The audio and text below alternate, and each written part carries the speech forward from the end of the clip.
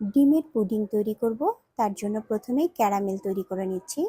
Half cup চিনি এবং 1 table চামচ পানি দিয়ে যখন ডিপ গোল্ডেন কালার হয়ে আসবে তখন যে পাত্রে পুডিং বানাবো সেই পাত্রে ঢেলে ঠান্ডা করে নিব। 6টি ডিম নিয়েছি।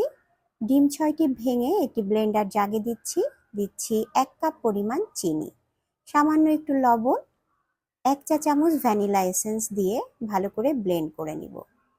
জাল করে ঘন করে রাখা দুধ দিচ্ছি 2 কাপ পরিমাণ।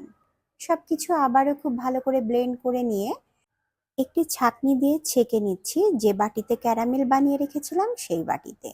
প্রেসার কুকারে একটু পানি এবং একটা স্ট্যান্ড দিয়ে পুডিংয়ের বাটিটি বসিয়ে ঢাকনা দিয়ে ঢেকে 10 মিনিট হুইসেল দিয়ে নিব। 10 মিনিটে যতগুলা হুইসেল ওঠার উঠে যাবে। তারপরে পুডিংটি বের করে একদম ঠান্ডা করে ফ্রিজের নর্মাল চেম্বারে 2 ঘন্টার জন্য রেখে আস্তে আস্তে ডিমোল্ড করে নিচ্ছি। এই পুডিংটি আপনারা যদি প্রেসার কুকারে না বানিয়ে ভাপে বানাতে চান তাহলে পাতিলের মধ্যে পানি দিয়ে 40 থেকে 50 মিনিট পুডিংটি ভাপে বসিয়েও তৈরি করে নিতে পারবেন। এই ছিল আমার আজকের ডিমের পুডিং রেসিপি। আমার রেসিপিটি যদি ভালো লাগে লাইক, কমেন্ট, শেয়ার দিয়ে আমার সাথেই থাকবেন।